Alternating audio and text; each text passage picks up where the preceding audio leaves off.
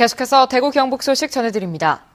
대구 경제가 알려진 만큼 나쁘진 않다는 분석이 나왔습니다.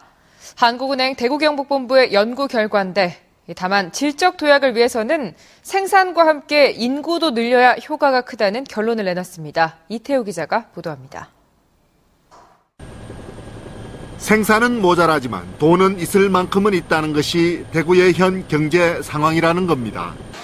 생산 측면은 아주 나쁩니다.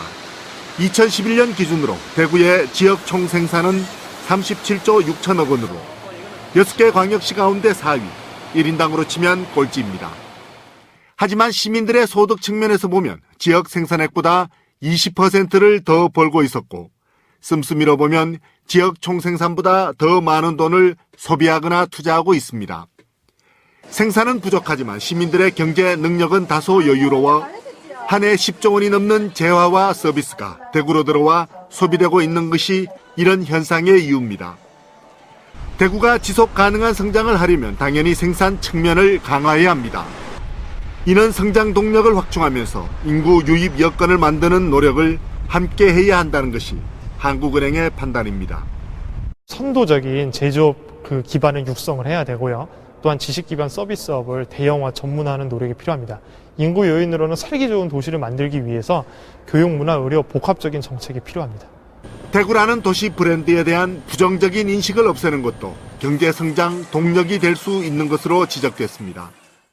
대구의 소득 상황이 그렇게까지 나쁘지 않다는 것을 알리는 것이 소비와 투자에 도움이 된다는 겁니다. 경제에서는 심리가 무척이나 중요하기 때문입니다. MBC 뉴스 이태우입니다.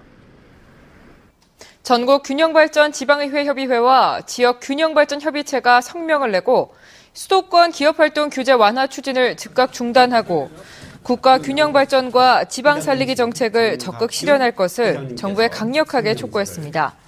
또 지역균형발전과 지방분권 촉진 종합계획과 로드맵을 조속히 마련하고 대통령 주재 지역경제 활성화 대책 정책 간담회 기구도 마련해 줄 것을 요구했습니다.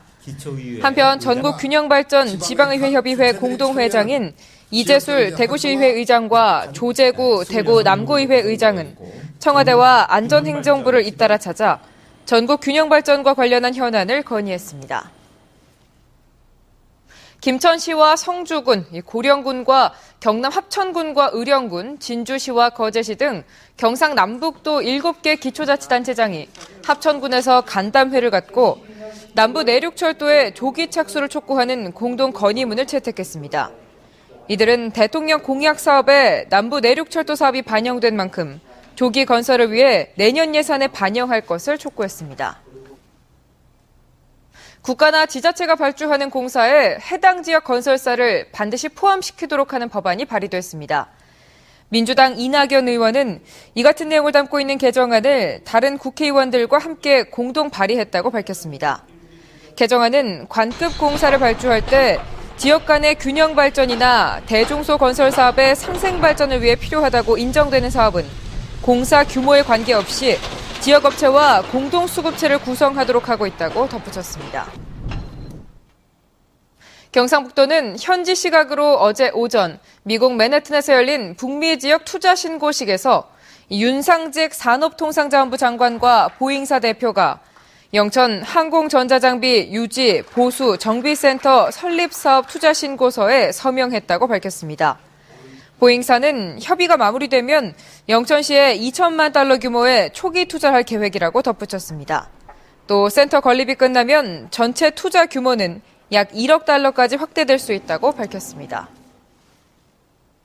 대구 경북 최초의 소아응급센터가 계명대 동산의료원에 문을 열었습니다. 보건복지부로부터 소아 전용 응급실 모델 구축 사업에 선정돼 정부 지원을 받아 문을 연 소아응급센터는 12개 병상을 갖추고 있고 격리실과 처치실, 소생실과 수유실 등이 마련되어 있습니다. 또 소아용 초음파 진단기와 인공호흡기 등 최신 의료 장비를 갖추고 있는 한편 국내 최초의 다문화 가족과 외국인 환자 전용 진료실을 마련했습니다.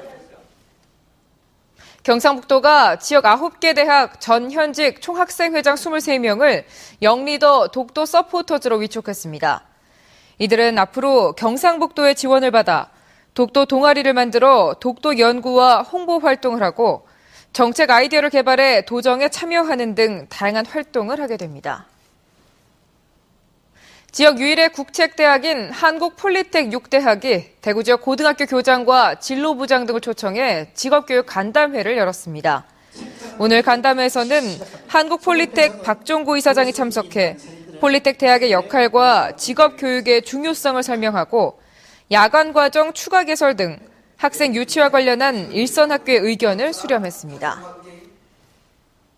한우협회는 대통령의 미국 방문과 관련해 이 쇠고기 추가 개방 문제가 의제로 다뤄져서는 안 되며 검역 조건도 후퇴해서는 안 된다고 주장했습니다. 한우협회는 30개월 이상의 쇠고기까지 수입되면 한우 가격이 더 떨어지게 되고 소규모 농가는 물론 전업농까지 폐업해야 하는 상황을 맞이하게 될 것이라고 주장했습니다. 대구시가 과장급 이상 공무원과 계약, 공사 감독, 세무 보건 등 대민 접촉이 많은 부서 직원들의 명함에 민원인들이 비리 신고를 할 수 있는 QR코드를 넣기로 했습니다. 외부 위탁 프로그램인 부패 예방 셀프 클린 시스템을 도입해 IP 추적을 할 수 없도록 하는 등 제보자의 익명성을 강화해 누구나 쉽게 스마트폰으로 비리 신고를 할 수 있도록 했습니다. 대구지방검찰청 서부지청은 채권자인 것처럼 대법원 전자독촉 시스템에서 신청해 돈을 받아낸 뒤 실제 채권자에게 수고비를 받은 혐의로 부산 지역 모 추심업체 대표 45살 유모 씨 등 4명을 구속하고 직원 10여 명을 불구속했습니다. 전자독촉 시스템은 채권자들이 전자시스템으로 돈을 갚아달라고 신청해 법원으로부터 지급명령 결정이 내려지도록 한 소송의 일종입니다. 단 채권자나 변호사가 아닌 추심업체가 대신하면 변호사법 위반입니다.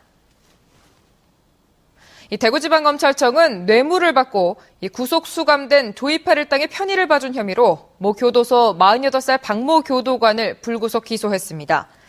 검찰에 따르면 박 교도관은 지난 2008년 안동 교도소에 수감 중이던 조이팔의 계열업체 임원 임모 씨로부터 편의를 봐달라는 부탁과 함께 500만 원을 받은 혐의를 받고 있습니다. 한편 오는 9일 대구지법 서부지원에서는 조이팔의 최측근 2명에 대한 선고 공판이 열리는데 검찰은 이들에게 각각 징역 20년과 15년을 구형했습니다. 대구 달서경찰서는 지난달 9일 새벽 대구시 달서구의 한 성당에 들어가 벽돌로 봉헌함을 부수고 그 안에 있던 현금 20여만 원을 훔친 혐의로 14살 손모군 등 3명을 불구속 입건했습니다. 경찰은 성당 측이 손군 등 3명의 처벌을 원하지 않았고 이들과 합의했다고 밝혔습니다. 대구 북부경찰서는 어제 저녁 침산동 한 아파트 쓰레기 집화장에 쌓인 폐지를 갖고 가기 위해 라이터를 이용해 노끈을 끊으려다 불을 내 차량 2대 등을 태워 소방서 추산 8,600여만 원의 피해를 낸 혐의로 71살 이모 씨를 불구속 입건했습니다. 불은 20여 분 만에 진화됐지만 아파트 주민 150여 명이 대피하는 등 소동을 빚었습니다. 대구 경북 지방중소기업청은 올해 지역 공공기관이 약속한 중소기업 제품 구매가 제대로 되는지 매달 점검하기로 했습니다.